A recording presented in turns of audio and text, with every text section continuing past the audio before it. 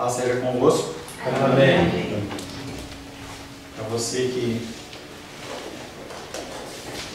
veio e chegou e está aqui. Porque às vezes a pessoa veio, chegou e vai embora, né? Não, a gente vai depois da... Vai, mas só depois, né? Estamos tratando nesse segundo período sobre o ser de Deus. Posso? Bem. Estamos tratando nesse segundo período do ser de Deus e seus atributos. Temos batido nessa tecla repetidamente. Não há como você adorar um Deus que você não conhece. Se você não conhece o Deus que você serve, você vai fazer besteira. É regra. Se você vai fazer um trabalho e você não conhece os procedimentos do trabalho, você faz besteira. Se uma pessoa não teve a prática médica e vai executar um procedimento médico, pode até matar o seu paciente. Isso acontece em todas as áreas. A dificuldade e a diferença da área espiritual é que nós estamos falando em valores eternos e não valores temporais. Se você cometer um erro, você pode tentar corrigi-lo. Você pode, como diz o ditado, dar a volta por cima. Mas dentro da área espiritual, se você chegar a cair na perdição eterna, já era. Não há nenhum tipo de ação civil, penal, legal. Não há nenhum tipo de intervenção, nenhum tipo de indulto que possa ser concedido à pessoa depois do julgamento final. Nós estamos aqui na Terra como num processo de aprimoramento. E para isso nós precisamos ler as Escrituras. Não há como você dizer que você é cristão se você não lê as Escrituras. Pastor, mas eu não tenho tempo. Então você tem que definir as suas prioridades. O que é mais importante? A sua vida terrena aqui, 80, 90 anos de idade, ou a vida eterna? Se você acha que o mais importante é a vida terrena, vá se divertir, seja feliz, brinque.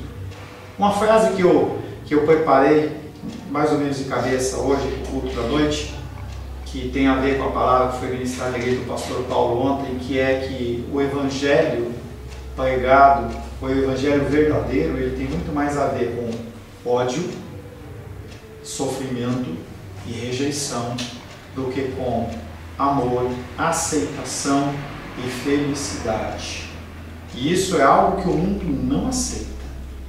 O mundo ele quer ser feliz. E você entra nessa roda viva e você começa a viver num princípio do tipo, eu tenho que ver hoje. Não tive tempo, não deu. Eu estava conversando com um amigo essa semana e ele falou para mim assim, eu vi uma postagem na internet que a tia dele, a avó dele tinha morrido, uma coisa assim. Eu liguei para ele para dar os sentimentos, falei, pô, e aí? Ele falou assim, cara, a maior tristeza minha é que eu viajei para lá essa semana e eu não tive tempo de visitá-lo. E hoje eu me cobro. O tempo ele é algo que não pode ser remido.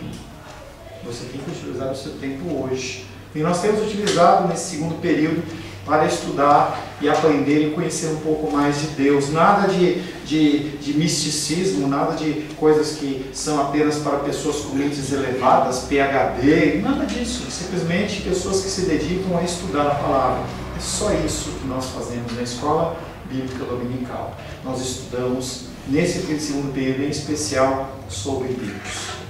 Tá? Estamos tratando sobre o ser de Deus e seus atributos, em especial a santidade divina. E na semana passada nós falamos que há um padrão de santidade. E esse padrão de santidade de Deus é o próprio Deus. E apesar de ele estabelecer leis morais, apesar de ele estabelecer os seus ensinamentos e as suas diretrizes nas Escrituras, ele não se submete àquilo porque ele é superior àquilo. Ele não quebra, mas ele não se submete. Eu não tenho como cobrar algo de Deus. Estava brincando lá fora com o André, falei, André, vai trocar de carro, tem que comprar um carro melhor, compra uma tal, não sei o que. Ele falou, não, eu não mereço. É exatamente esse contexto. Eu não posso chegar para Deus e exigir que Ele faça algo simplesmente porque eu estou fazendo algo que é a minha obrigação. Ele sabe da parte dele e Ele faz. O padrão da santidade divina é definida por Ele e é Ele que é o padrão dele mesmo. Mas quando você começou agora, falando de Paulo, aí eu lembrei um versículo falando assim que Paulo falando assim que ele, eu não sei muito, não entendo muito bem, mas é como se fosse um doutorado, né? Então ele falando assim que ele procurou não saber, abandonar o conhecimento que ele tinha para saber do Evangelho, né? E nessa questão da santidade, né, que você está falando, para saber só do Evangelho de Jesus, né? E nessa questão da santidade, né, eu vi um versículo um dia desses falando assim que Deus, ele acima dos, mais ou menos assim, não é direito do versículo, ele acima dos céus, ele se inclina para ver o que está acontecendo no céu e na terra, né? E aí eu fiquei imaginando, falei, gente, então Deus está acima do próprio céu, né, dos anjos, né? Tá, e aí eu fiquei... Algumas considerações. Primeiro, Paulo não abandonou nada para seguir o Evangelho, ele só largou as tradições. Tudo que ele aprendeu dentro do cristianismo, das escrituras, ele simplesmente começou a interpretar segundo a ótica divina e não segundo a ótica humana. Padrões humanos não são suficientes para aplicar as escrituras. Então ele não abandonou, ele simplesmente dava prioridade àquilo. Tá? E Deus realmente ele é acima de todas as coisas. E quando se fala do céu, fala-se de um céu visível e fala-se também de um céu espiritual. Essa questão de Paulo é porque eu vi um versículo falando assim, Paulo falando assim, procurei, é mais ou menos, é que eu não lembro direito o versículo certinho. Então procure, ele vai falar. Ele falando assim, procurei saber entre vós o Evangelho a respeito do Senhor Jesus. Depois eu vou olhar. Não sei, não tem como tratar. É um versículo fragmentado que você não sabe qual que é ele inteiro nem partes. Tá? Ele é o padrão de si mesmo. As escrituras são o único registro da revelação de Deus, não há outra forma. Essas revelações que as pessoas têm assim transcendentais, elas têm que ser descartadas. Se está nas escrituras, vale. Se não está nas escrituras, não vale. Nós temos as manifestações da santidade de Deus, nós começamos a tratar na semana passada, e falamos que são 3. Através das suas obras, das suas leis e da redenção do pecador. Começamos na semana passada falando que ele se manifesta nas suas obras. Anjos, que foram criados originalmente santos, Deus fez o homem também como santo originalmente. Então as suas obras, as suas criaturas racionais são a demonstração da existência e da manifestação de Deus. Falamos na semana passada também que ele se manifesta nas suas leis. Falamos que a santidade de Deus ela pode ser vista no reflexo da sua natureza, que é a sua lei. Em especial, Gênesis, Êxodo, Levítico, Números e Deuteronômio. Em especial, Levíticos e Deuteronômio. É a base das Escrituras. Todos os livros da Bíblia, eles estão apoiados em cima, primeiramente, do Pentateuco, e depois em cima de Deuteronômio e de Levítico. Deuteronômio é a repetição das leis, mas ele faz dentro de uma forma muito mais profunda. Lá em Êxodo 20, ele fala sobre os 10 mandamentos, que são os princípios morais para que nós possamos adorar a Deus. Então não tem como você adorar a Deus se você não está dentro dos princípios morais dele. E o pastor ontem ele falava, olha, agora nós temos o jogador de futebol que diz que é cristão e vive amaziado com a namorada. Não, mas ele vai servir a Deus, ele tem glorificador, não vai glorificar nada a Deus, ele está cuspindo na cruz. Ou você entende que tem princípios a serem regidos e seguidos, ou você não entende nada. Nós entendemos isso facilmente dentro dos nossos trabalhos, dentro das nossas escolas, mas quando nós pensamos na vida espiritual, a gente pode ser a revelia, nós podemos fazer o que nós quisermos, e não é assim. O Senhor, ele tem o reflexo da sua natureza na sua lei. Davi fala que essa lei ela é puríssima. Todos os estatutos de Deus são santos e revelam a sua natureza. E essa lei ela se revela através de 2 formas: a lei moral, que é a lei que nós vamos nos aplicar mais, que é uma lei moral que nós aplicamos nas nossas vidas. Como eu tenho que viver? Como eu tenho que agir? Será que eu posso realmente fazer o que eu quero? Eu posso ter a minha linha de vida como eu quero e depois colocar uma roupagem de cristão e falar assim, olha, eu sou cristão, estou aqui para adorar a Deus. Será que Deus recebe? Será que Deus recebe? Será que se você entrar numa festa em que é social fino, você entrar de bermuda, Ele vai deixar você entrar? Será que você vai poder entrar num tribunal de qualquer forma? Será que se você marcar uma audiência com o presidente da República, você pode ir de sandália havaiana e meia rosa?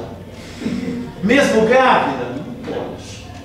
As coisas de Deus, elas são simples e nós temos que seguir estes padrões. Esta lei moral, esta lei é a melhor e a mais clara demonstração do caráter santo de Deus. Por quê? Porque nós entendemos, nós podemos aplicar nas nossas vidas. Ela proíbe o pecado em todas as manifestações, sejam nas mais grosseiras, sejam nas mais refinadas, porque ela é uma lei santa, com vários adjetivos. A lei de Deus é perfeita, a lei de Deus é boa, justa, pura e limpa. E se você quer viver dentro do cristianismo, você tem que procurar ser assim. Você ainda aqui na terra nunca vai ser assim. Mas uma coisa é você procurar ser, e outra coisa é você não estar nem aí. Pessoas frequentam igrejas em datas comemorativas e porque tiveram um passado cristão, elas acham que ainda são cristãs. Infelizmente, se não houver mudança de comportamento, essas pessoas elas vão se encontrar com Satanás no inferno. Pastor, que duro, pois é. Será que o médico, ao alertar a pessoa da sua enfermidade, ele é um médico mau? Ou ele está sendo misericordioso com aquela pessoa? Os mandamentos de Deus são frequentemente chamados de juízos. Por quê? Porque confrontam você no que você vive e o que você deveria viver. Eu estou com a Rosângela, alguns ainda não sabem, nós estamos num processo de mudança. O proprietário do imóvel, ele pediu que nós desocupássemos o imóvel em 30 dias. E aí nós estamos na correria, começou no desespero, agora nós estamos um pouco mais calmos. E aí, quando eu for alugar esse imóvel, eu vou ter que mostrar alguns documentos, vou ter que mostrar comprovante de renda, algumas coisas que provem que eu posso fazer um contrato, que a pessoa pode fazer um contrato comigo e eu vou honrar este contrato. Tem valores que são definidos. Olha, tanto do orçamento não pode ser comprometido, e uma série de formas. Marizan trabalha com essa área financeira, ela sabe muito bem que tem esses limites, essas regras que você tem que se encaixar para que aquilo funcione. Então, se eu for, o Sebastião, ele vai lá fazer uma manutenção, ele tem, olha lá o hidrômetro e tal, vê se aquilo tem condições, tem parâmetros e padrões. Os mandamentos de Deus são chamados de juízos porque eles corretamente julgam na minha vida o que é bom e o que é mal. E esse julgamento não é para eu julgar a sua vida, é para você julgar a sua vida. Quando eu profiro palavras aqui, eu não estou estabelecendo um juízo sobre a sua vida, eu estou trazendo para você um entendimento para que você possa julgar como você está perante o que as Escrituras falam. Só isso. Aleluia! Eu gostaria muito de passar a eternidade com você, mas se você não estiver, eu quero estar na presença de Deus. Eu quero ser julgado pelas Escrituras, e por isso que a lei de Deus, ela tem essa função de julgar aquilo que eu faço. E o que eu vou fazer em relação a isso é comigo. A finalidade da lei santa não é simplesmente mostrar que os homens são pecadores, porque nós somos pecadores. Desde o Papa, pastor, a criança, o bebê que está na barriga, todos nós somos pecadores e nós carecemos da glória de Deus. Uns mais pecadores, outros menos pecadores, mas todos pecadores. A finalidade não é simplesmente mostrar que os seres humanos são pecadores, mas levá-los a um padrão, que é o padrão da santidade de Deus. Porque ele fala, sede santos como eu sou santo. E é uma vida de perseguição. E quanto mais você persegue essa excelência cristã, mais o mundo olha para você como uma pessoa, como se fosse um vírus no meio de um sistema que tem que ser morto. Todavia, por causa da natureza pecaminosa do homem, a lei, ao invés de aperfeiçoá-lo, cria nele um senso de desespero pela impotência que o pecado lhe causou. As pessoas elas ficam desesperadas quando elas contemplam o seu pecado. Quando nós estamos falando de aconselhamento bíblico, não pode haver um aconselhamento bíblico se a pessoa não for cristã. Porque senão o que vai acontecer é que aquela pessoa ela vai sair pela porta e vai procurar o primeiro carro para se lançar embaixo. Porque quando a nossa pecaminosidade ela é exposta e nós não conseguimos lidar com os artifícios humanos, nós ficamos desesperados. É importante observar que a santidade majestosa de Deus pode ser vista na primeira tábua dos 10 mandamentos. Abra aí Êxodo 20.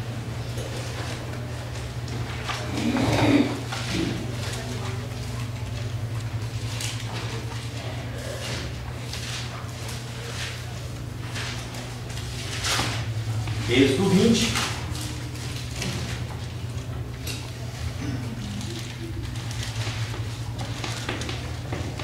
Eu vou ler, tá?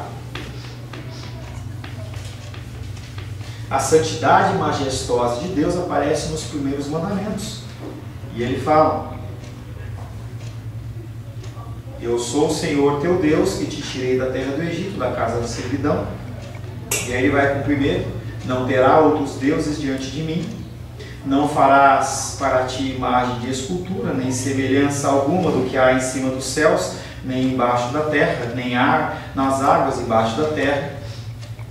Verso 7: não tomarás o nome do Senhor teu Deus em vão, porque o Senhor não terá por inocente que tomar o nome santo dele.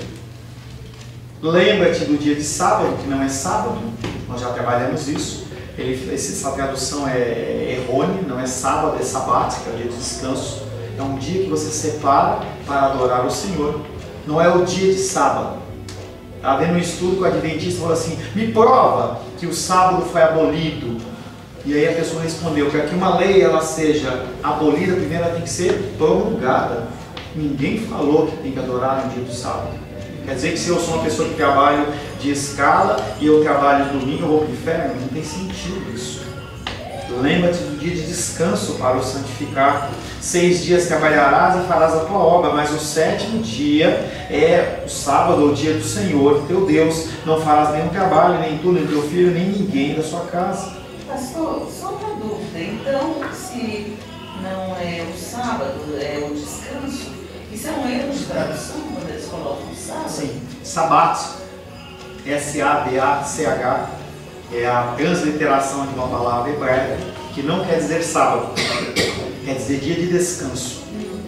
Então, se você trabalha terça a domingo, e você tem na segunda-feira, um dia que você tem de folga, e esse dia que é o dia do Senhor. É claro que é mais difícil você encontrar uma igreja cristã que vai cultuar numa segunda-feira, mas sim possível. E assim vai. A regra que nós temos dentro da igreja cristã, convencionalmente dentro do Ocidente, é o domingo. Porque até dentro da legislação trabalhista, as pessoas elas trabalham até o sábado, mas domingo não. Isso é uma convenção ocidental, tá bom? E também porque Jesus ressuscitou no domingo ou não? É uma outra vertente, tá? Então, nessa primeira tábua, que vai até aqui, ele fala desse conceito majestoso de Deus. Está me perdido. É importante observar que a santidade majestosa de Deus pode ser vista na primeira tábua, enquanto a santidade ética pode ser vista na segunda tábua da lei. O que é essa ética?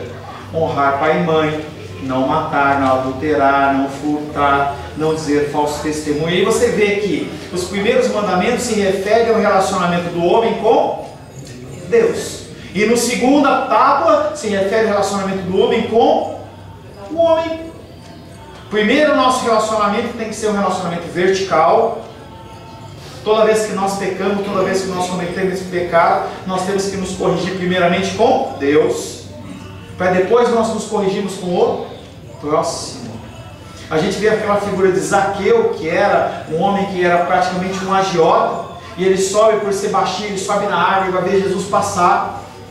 E aí ele olha assim, Jesus Cristo olha para ele e fala assim: desce, Zaqueu, que hoje eu não venho pousar na sua casa.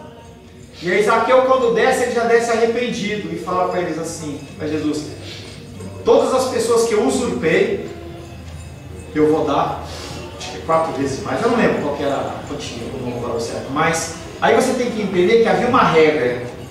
A lei ordenava: olha, você tem que fazer uma reposição horizontal de tanto. É como juros quando você não paga o boleto.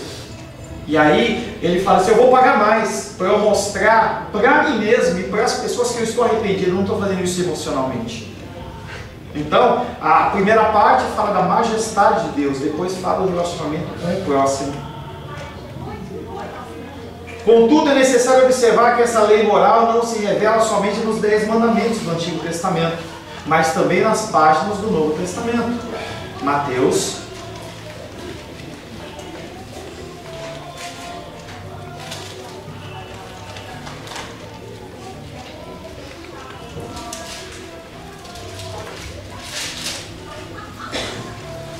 capítulo 5.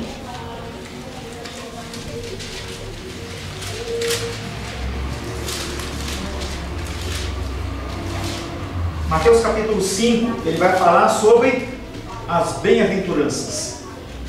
Bem-aventurado não quer dizer feliz, já falamos isso. Bem-aventurado é uma satisfação que você tem de estar cumprindo e fazendo a coisa certa perante Deus em especial. Tá? Bendito, bem-aventurado. Então coloca-se a figura de Maria como bem-aventurada. Sim, ela era. Você também. Se você cumpre o mandamento, você também é bem-aventurado. O que está acontecendo em Mateus capítulo 5? Jesus Cristo está pegando um novo ensinamento? Não. Ele está pegando a tábua dos 10 mandamentos e está fazendo o quê? Trazendo para um contexto daqueles homens como aplicar. Por isso que ele começa falando: bem-aventurados aqueles que são humildes de espírito. Não é humilde de pobre. Nós já trabalhamos também esse sermão do monte, está lá gravado. Não é bem-aventurado que eu tenho que ser pobre. Ah, então agora eu vou ficar andando com o carro sardinha, né, Ingrid? O carro sardinha, que é o carro do alho, lá todo amassado. Eu vou ter que viver o resto da minha vida nessa simplicidade. Eu não posso comprar um carro mais bonito. Eu não posso viajar para o exterior, não, porque eu tenho que ser humilde. E aquela visão do homem que prega, né, com aquele terno bege, marrom todo surrado, sapato todo desgastado. Não é isso. A humildade de espírito é: o outro é mais importante do que eu. O outro é primeiro do que eu. Humildade é isso. Oi? Os franciscanos, eles excedem e tratam de uma forma, os franciscanos, eles passam desse limite e eles acham que eles têm que se punir em relação a bens materiais, como também estive no México. Tem um culto lá em que as pessoas saem chicoteando as suas próprias costas. Todo ano tem. E aí os devotos, eles vão atrás dele com as bacias para pegar as gotas de sangue dos santos, porque eles acham que aquilo eu estou me humilhando. Humilhando não é isso. Mas no México, essas pessoas são evangélicas? São cristãs. Cristãs, inclusive católicos, mas também evangélicos. Não sei te dizer qual é a vertente. E não importa, pode ser o extremo de um franciscano que não tem nenhum bem, pode ser o extremo de uma pessoa desse do México que se chicoteia, como também pode ser uma coisa mais simples. A humildade não tem a ver com o que? Você ser pobre, e sim você ser pobre de espírito, sim de dependência. Eu preciso de Deus. Jesus Cristo, nesse Sermão do Monte, ele interpreta e espiritualiza os 10 mandamentos. Essa lei divina, moral, que atravessa toda a Escritura, é a mais alta expressão revelada da sua santidade, pois expressa exatamente quem Deus é e como nós temos que ser. Por que a lei moral é a mais importante? Porque é algo que nós podemos o quê? Perseguir. Você pode perseguir ser mais humilde. Você pode perseguir ser mais bondoso, mais amoroso. Mas e os atributos de Deus? Você não tem como perseguir. Aí eu vou tentar ser mais onisciente. Não tem como. E aí? Fala. Os atributos de Deus não estão dentro das bem-aventuranças? A humildade, a mansidão, faz parte das características. Mas não os atributos incomunicáveis. Tem os atributos comunicáveis e os incomunicáveis. Os incomunicáveis fazem parte da santidade majestosa de Deus, que só Deus tem. Nós não temos isso. E aí nós temos uma segunda lei, a lei da moral, que é a cerimonial. Tudo que se refere à lei cerimonial caiu. Com o sacrifício de Cristo, não existe mais. Eu não preciso de roupas especiais para ir na presença de Deus. Eu não preciso de um vestuário, eu não preciso ter o meu dízimo em dia para ir na presença de Deus. Pastor, por exemplo, você falou, não precisa de roupas especiais. Eu lembro. Zelo e decência é uma coisa, tá? Não. Na África, eu não lembro qual era um presidente, um país da África, eu não estou lembrando qual que era, ele era general. E ele é cristão. E ele, a primeira coisa que ele fazia... Eu te contei isso, eu te passei por isso. Ele é fardado, ele orava de joelhos fardado, general do exército. Mas isso, contando a história, tá? Era uma pessoa que ele era presidente, era um governo militar.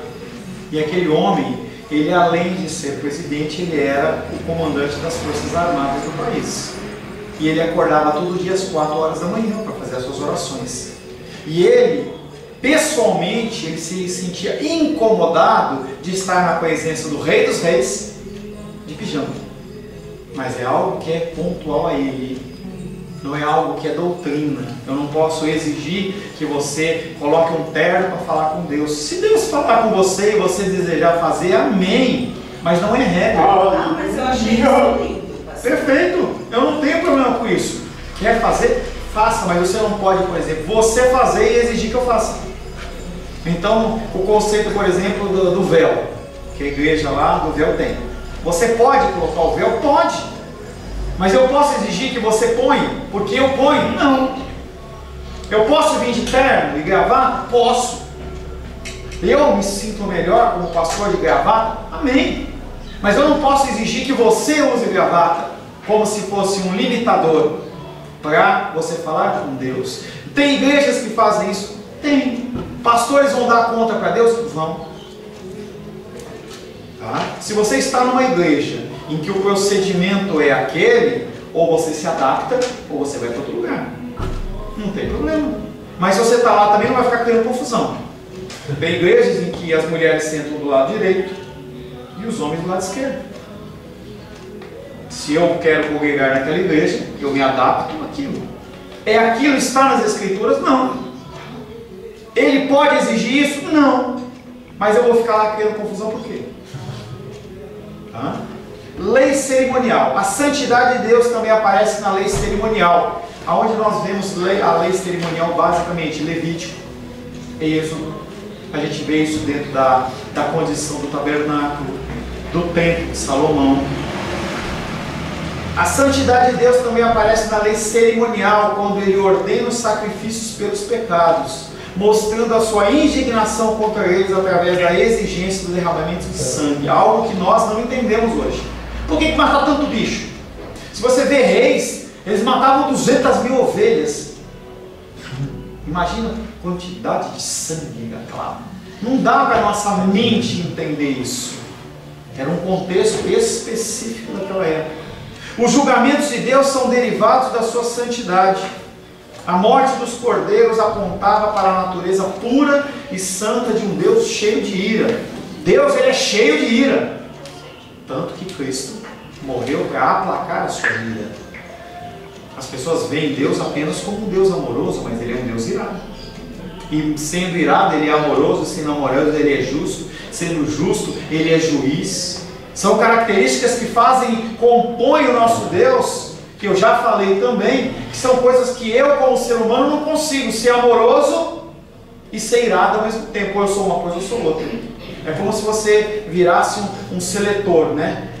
Eu vou virar, então agora eu sou irado. Não, agora eu sou amoroso. Não, Deus, ele consegue ser os dois, porque ele é perfeito. E é uma ira santa. Que não existe no nosso meio. Tá? Eu não concordo. Tem pessoas que dizem que é possível você ser irado e ser santo. Eu não concordo. A minha ira, ela sempre é alicerçada em algo que eu recebi de quê? De prejuízo.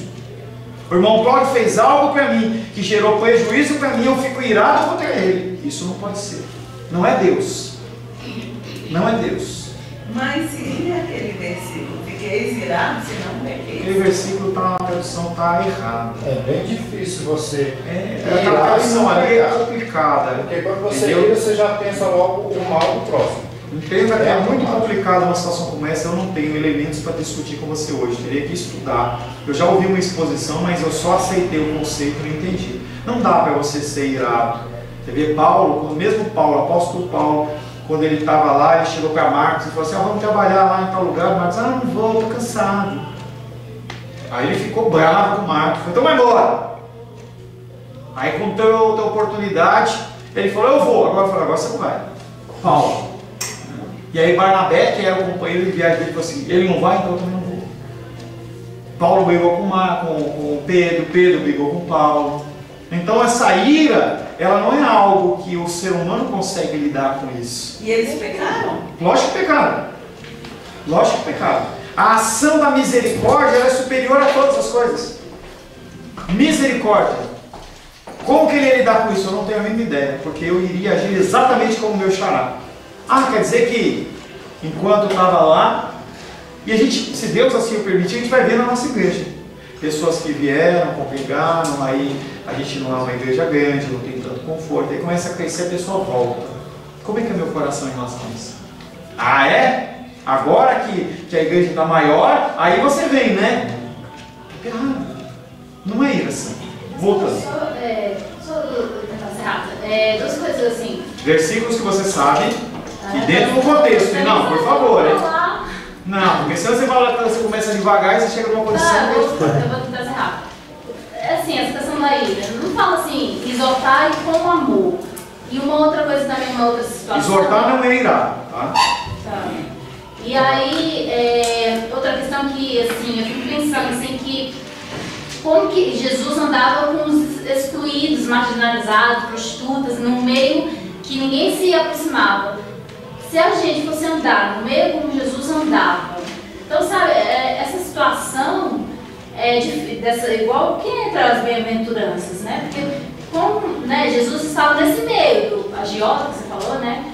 Prostitutas, então esse meio excluído, marginalizado da sociedade, né? E como que a gente está dentro desse meio para falar de Deus e não acabar perdendo a fé no meio ali? Entendeu? Caminhada com Deus, graça de Deus, confiar na mão de Deus, e hoje à noite eu vou falar muito sobre isso. Os julgamentos de Deus são derivados da sua santidade. A morte dos cordeiros apontava para a natureza pura santa de um Deus cheio de ira. É bom ter em mente que a ira e o julgamento são correlatos ou andam juntos na santidade. Esses dois últimos seriam sem sentido sem a santidade de Deus. Como é que a gente pode ter uma ira e um julgamento sem santidade? Eles andam juntos. É como se fosse o elemento identificador. A ira de Deus, ela é santo. O julgamento de Deus, ele é santo. Porque ele é santo. Santo. As outras cerimônias não sangrentas, e haviam muitas, como lavagens e purificações, também apontam para a sua santidade. As ordenanças relacionadas com comidas imundas também refletem a sua ordenança por coisas limpas que combinam com a sua santidade. Hoje, você tem que guardar a lei cerimonial? Não. Tem algum alimento que ele é imundo? Não. É claro. Você tem diabetes, aí você vai comer doce. Você está contaminando o seu organismo. É outra coisa.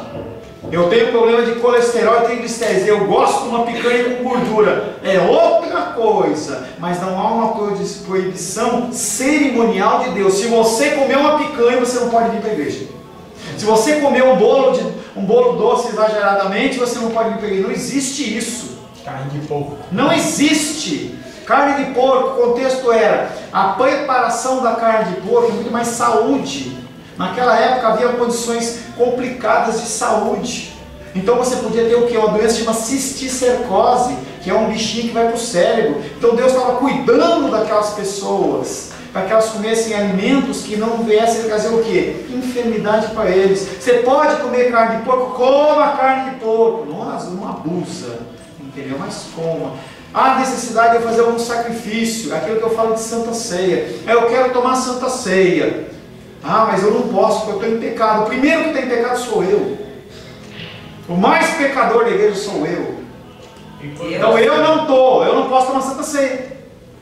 Não, aí você tem que pesar a sua vida, como é que você está. Entenda que sem Deus você não consegue virar, não consegue. Mas aí a pessoa fala, não, eu só posso tomar Santa Ceia depois de eu ficar 3 meses sentado no banco. Gente, de onde veio isso? Lei cerimonial. Em que a pessoa, quando ela estava imunda, ela ficava 7 dias afastada. Aquela parábola lá, que o cara estava lá machucado lá na trilha dos samaritanos, passou o sacerdote, não podia tocar, passou o levita, não podia tocar. Por quê? Porque se eles encostassem naquele homem, aquele homem estivesse morto, eles não podiam servir no templo 7 dias. Porque para entrar na presença de Deus, você tem que estar puro. Era uma regra. Quando Deus ele se apresenta lá no Êxodo, quando apresenta no Monte Sinai, ele fala assim, homens, não tenham relações com as suas esposas. Façam uma abstinência, porque eu sou santo. Havia toda uma série de regras para os sacerdotes, um sacerdote entrar na presença de Deus. Não podia entrar de qualquer jeito. Ah, hoje é dia de entrar no Santo dos Santos. Aí eu vou lá. Não, tinha todo um esquema. As mulheres, quando estavam menstruadas, mulheres menstruadas não podiam entrar. Não podiam entrar. Eunucos não podiam entrar. Então haviam leis cerimoniais. Com Cristo o que acontece? O véu. Então o eunuco nunca poderia entrar. Só que lá em Deuteronômio tem uma referência. Naqueles dias. Que dias? Do Messias. Até o eunuco vai poder entrar. Então se tem a referência que não podia. Mas quando você vai ver lá em Atos, aquele eunuco que depois ele é evangelizado, é o ministro da fazenda da rainha Candace, lá da Etiópia, que não é a Etiópia nossa, é uma outra Etiópia. Ele é evangelizado e ele entrou no templo. Por quê? Era um outro templo, era o templo de Cristo. É um negócio tremendo, a palavra de Deus é uma coisa tremenda. Tem um versículo, acho que é Hebreus, falando, entrai com ousadia diante de Deus, com fé e ousadia para alcançar graça e misericórdia. Ousadia porque nós não temos direito, mas o sangue do Senhor nos capacita. As ordenanças relacionadas com a lei cerimonial não existem mais. Se você entra numa igreja, algum dia você sair daqui e for para uma igreja e as pessoas falam assim, olha, você para entrar na igreja tem isso. Você pode até ficar, mas entenda que aquilo não é uma lei que você tem que seguir. Você não vai para o inferno porque você não usou um terno, ou porque você não usou uma blusa como de padre, ou se você não usou cabelo comprido, cabelo curto, ou porque você usou maquiagem, ou não usou maquiagem, ou porque você fez isso. Não, não é isso. Sempre dentro do conceito da ordem e da decência. Semana que vem, se o Senhor assim nos permitir, nós vamos falar sobre a manifestação de Deus, da santidade de Deus na minha redenção e na sua redenção. O maior ato de demonstração de amor possível desde que o mundo é mundo, desde que o mundo deixar de ser mundo, a maior manifestação da santidade de Deus em cima da nossa redenção. Senhor, em nome de Jesus, te louvamos, te adoramos e bendizemos pelo privilégio de ouvir a tua voz, Pai.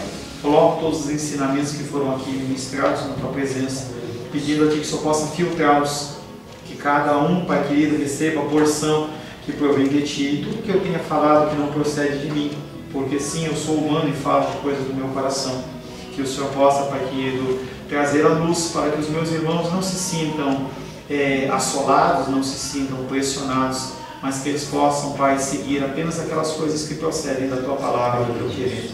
Te louvamos, te adoramos e bendizemos em nome de Jesus. Amém.